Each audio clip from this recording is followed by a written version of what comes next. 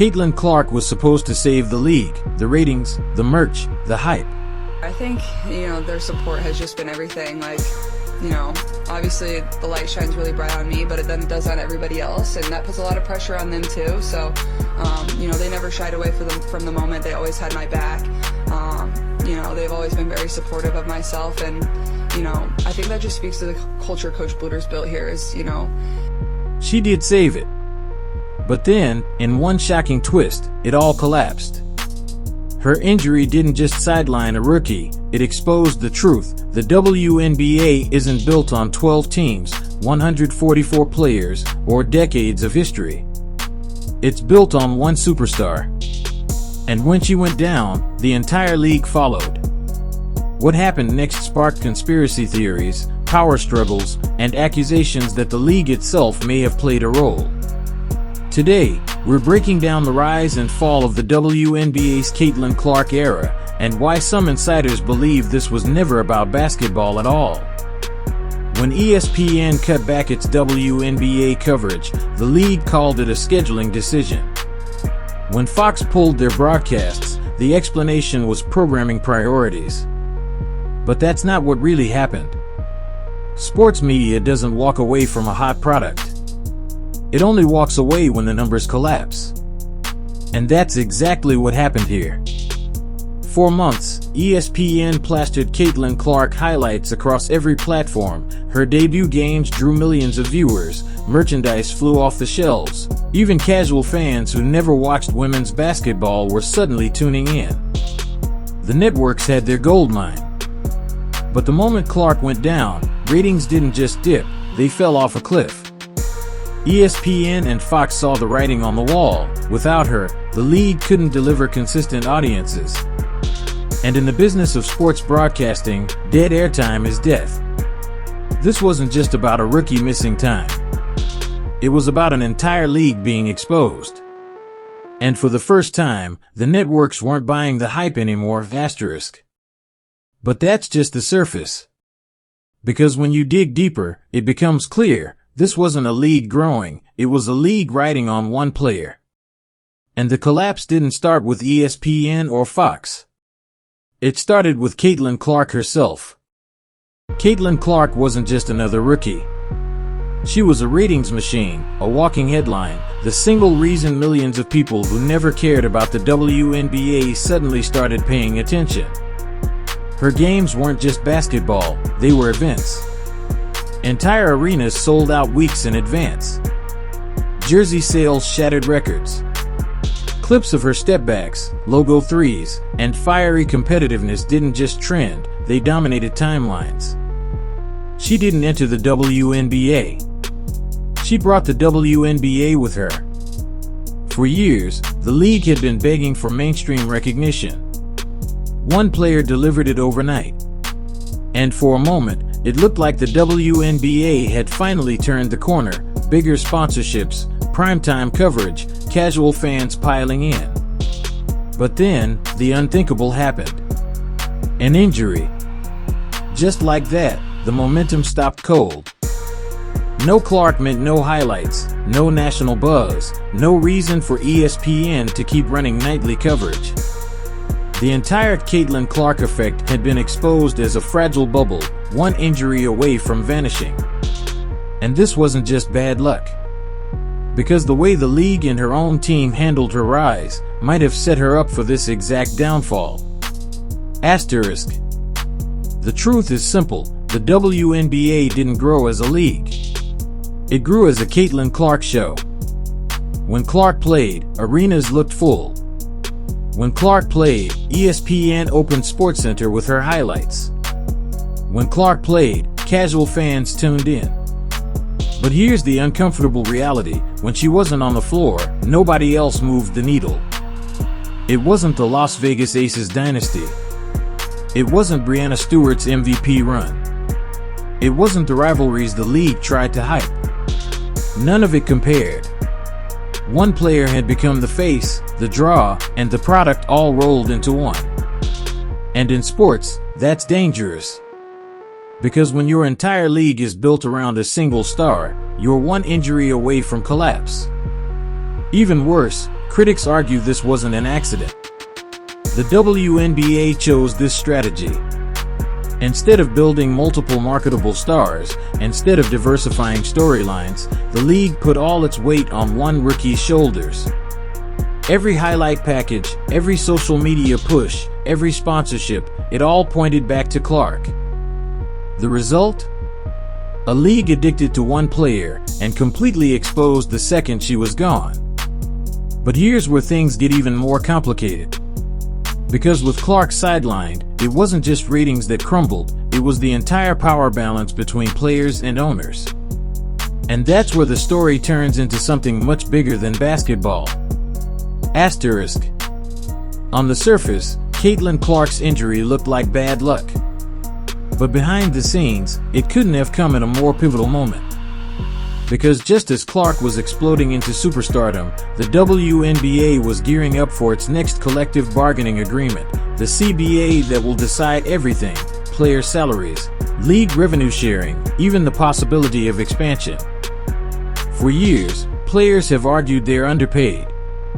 They pointed at Clark's million-plus viewership, at sold-out arenas, at the sudden surge in sponsorships, and said, "See? The money is there. We deserve a bigger slice." But the owners? They just got the perfect counter-argument. The second Clark went down, ratings tanked. Merch sales slowed. Buzz vanished.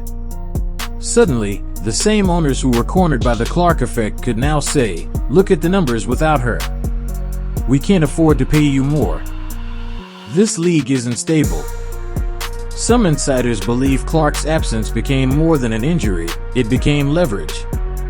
Proof, in the owner's eyes, that the WNBA wasn't ready for higher salaries or player demands. And here's where the conspiracy whispers get louder. Was the league really protecting its golden goose? Or was her value, in some twisted way, greater injured than healthy because her downfall gave ownership the upper hand? It sounds wild. But in sports, timing is everything. And the timing here couldn't have been worse for the players, or better for the league's power brokers. And the ones caught right in the middle of it all? Clark's own team, the Indiana Fever. And that's where the story takes its darkest turn. Asterisk. If the WNBA was built on Caitlin Clark, then the Indiana Fever were supposed to be her fortress. Her protection. The team responsible for keeping the league's most valuable star safe, supported, and thriving. But instead, they've become one of the biggest villains in this entire story. From day one, critics accused the Fever of mismanaging Clark. She logged heavy minutes as a rookie. She was targeted night after night with the most physical, borderline reckless defense in the league. And instead of stepping in, many fans believed the referees, and by extension, the WNBA, allowed it to continue. Was this just tough basketball? Or was Clark being sacrificed to prove a point? Because here's the twist, the league marketed Clark as untouchable, a once-in-a-generation superstar. But on the court, she was treated like a rookie thrown to the wolves. That disconnect raised serious questions. Some believe the Fever failed her. Others think the WNBA quietly benefited from Clark's punishment. Her rivalries went viral, her physical battles drove engagement, and the drama kept the spotlight burning. Until it didn't. When Clark finally went down, it wasn't just her season that collapsed, it was the league's entire narrative. And the harshest critics weren't journalists, weren't fans, weren't even rival coaches. They were the media heavyweights, the national voices who tore the league apart in front of millions. Asterisk. The league could spin the injury. The Fever could defend their decisions. But once the national media got involved, the narrative was out of the WNBA's control. Jason Whitlock was the first to unload. He didn't hold back. In his words, Clark's rise had exposed a culture of entitlement, a league that didn't protect its biggest star, didn't respect the opportunity she created, and didn't understand that without her, there was no product to sell. His take spread like wildfire. Then came Colin Cowherd. And his comparison cut even deeper. Cowherd said what many were already thinking: Caitlin Clark was Tiger Woods for the WNBA. A once-in-a-generation draw who transformed an entire sport almost overnight. But just like Tiger, the moment she disappeared, the ratings and the hype disappeared with her. It was harsh. It was blunt.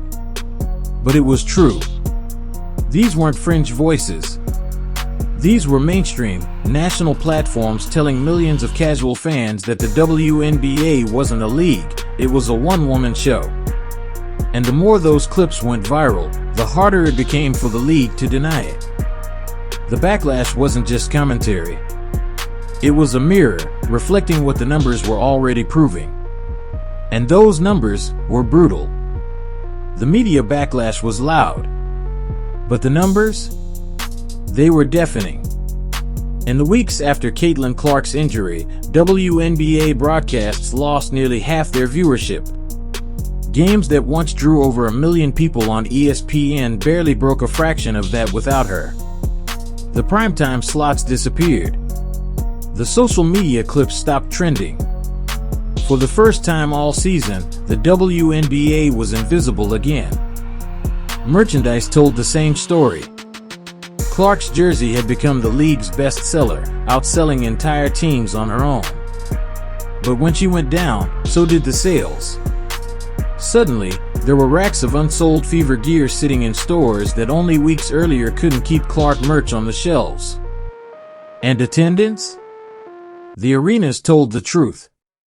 Crowds that had packed in to see Clark play were gone. Road games that had turned into spectacles went back to empty seats and echoing arenas. Sponsors and advertisers saw the trend too. They didn't invest in the WNBA. They invested in Clark. And without her, they started to quietly pull back, waiting to see if the numbers would recover. It was a brutal reminder: this wasn't growth. It was a sugar high. The Caitlin Clark effect had given the league a taste of the big time, but once she was gone, the WNBA looked smaller than ever. And that left one terrifying question: what happens to the future of the league now? Asterisk. The WNBA just pulled off the biggest self-destruction in sports, and hardly anyone saw it coming. ESPN cut their coverage. Fox walked away. The numbers? Vanished overnight. And the reason why, it all comes down to one player.